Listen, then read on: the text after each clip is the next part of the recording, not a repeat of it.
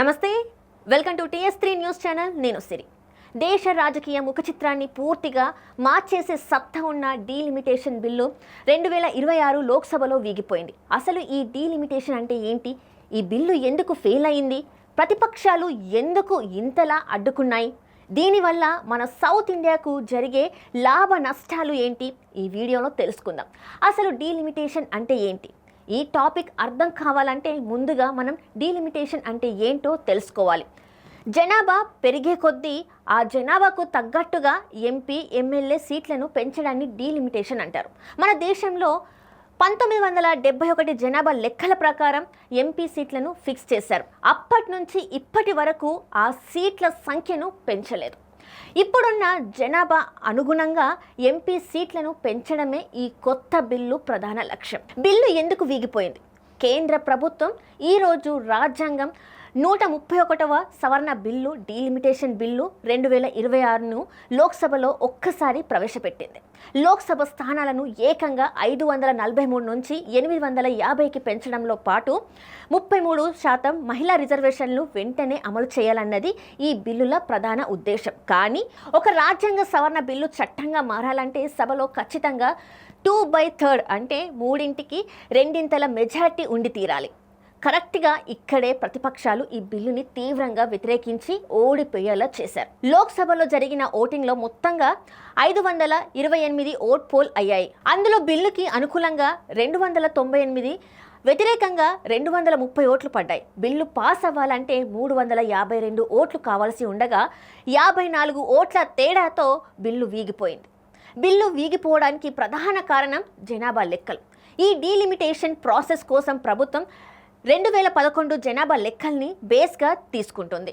దీనిపైనే ప్రతిపక్షాలు ఫైర్ అవుతున్నారు. 2021లో జరగాల్సిన జనాభా గణన డేటా 2027 నాటికి పక్కాగా వస్తుంది కదా. ఆ కొత్త లెక్కల ఆధారంగా డీలిమిటేషన్ చేయాలని అపోజిషన్ పార్టీలు గట్టిగా డిమాండ్ చేస్తున్నాయి. పాత లెక్కల ప్రకారం చేస్తే చాలా రాష్ట్రాలకు అన్యాయం జరుగుతుందని వాళ్ళ వాదన.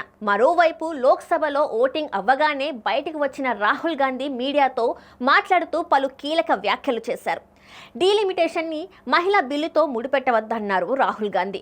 మేము మహిళా రిజర్వేషన్ బిల్లుకి వ్యతిరేకం కాదన్నారు. రాజ్యాంగాన్ని మార్చే కుట్రను అడ్డుకున్నామన్నారు. ఇక మరో బలమైన కారణం సౌత్ ఇండియా భయాలు. జనాభా ఆధారంగా ఎంపీ సీట్లు పెంచితే దశాబ్దాలుగా జనాభాను కంట్రోల్ చేసిన మన సౌత్ స్టేట్స్ నష్టపోతాయని, జనాభాను ఇష్టం వచ్చినట్లు పెంచేసి నార్త్ స్టేట్స్ ఉత్తరప్రదేశ్, బీహార్ లాంటివి ఎక్కువ ఎంపీ సీట్లు తీసుకెళ్లిపోతాయని ఒక భయం ఉంది. ఈ రీజన్ వల్ల ప్రతిపక్షాలు సపోర్ట్ చేయలేదు. ప్రభుత్వానికి అవసరమైన మెజార్టీ రాలేదు. ఫైనల్ గా బిల్లు వీగిపోయింది. మళ్ళీ ఈ బిల్లుని సభలో ప్రవేశపెట్టవచ్చా అంటే ఖచ్చితంగా పెట్టొచ్చు. ఒక రాజ్యాంగ సవరణ బిల్లు ఒక్కసారి సభలో ఫెయిల్ అయినంత మాత్రాన పూర్తిగా ఆగిపోయినట్లు కాదు. రాబోయే వర్షాకాల సమావేశాలు, శీతాకాల సమావేశాల టైంలో ప్రభుత్వం మళ్ళీ ఈ బిల్లుని సభ ముందుకు తీసుకురావచ్చు. ఈ గ్యాప్లో అపోజిషన్ లీడర్లతో కూర్చొని మాట్లాడి వాళ్ళ డౌట్స్ క్లియర్ చేసి ఏకాభిప్రాయం సాధిస్తే చాలు. అందరి సపోర్ట్ దొరికిన తర్వాత ఈ బిల్లుని మళ్ళీ ప్రవేశపెట్టి ఈజీగా పాస్ చేయవచ్చు. బిల్లు వస్తే కలిగే లాభాలేంటి? ఒకవేళ అన్నీ సవ్యంగా జరిగి ఈ బిల్లు కనుక పాస్ అయితే ఫ్యూచర్లో వచ్చే మేజర్ బెనిఫిట్స్ చాలానే ఉన్నాయి. ఎన్నో ఏళ్లుగా ఎదురు చూస్తున్న మహిళా రిజర్వేషన్లు 2029 లోక్సభ ఎన్నికల నుంచి అమల్లోకి వస్తాయి. చట్టసభల్లో మహిళలకు 33% సీట్లు పక్కగా రిజర్వ్ అవుతాయి. ప్రస్తుతం ఉన్న 543 ఎంపీ సీట్ల సంఖ్య ఏకంగా 816 నుంచి 850 వరకు పెరుగుతుంది. పార్లమెంట్ కొత్త భవనం కట్టింది కూడా అందుకే. అమిత్ షా పార్లమెంట్లో చెప్పిన లెక్కల ప్రకారం మన సౌత్ స్టేట్స్ ఎంపీ సీట్లు 129 నుంచి ఏకంగా 195కి పెరుగుతాయి. లోక్సభలో మన వాటా 24% ఖచ్చితంగా అలాగే మెయింటైన్ అవుతుంది. సౌత్కి ఎలాంటి నష్టం జరగదని ప్రభుత్వం క్లారిటీ ఇచ్చింది.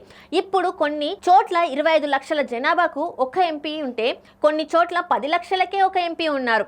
సీట్లు పెరిగితే జనాభాకు తగ్గట్టుగా ప్రతి నియోజకవర్గం కరెక్ట్గా బ్యాలెన్స్ అవుతుంది.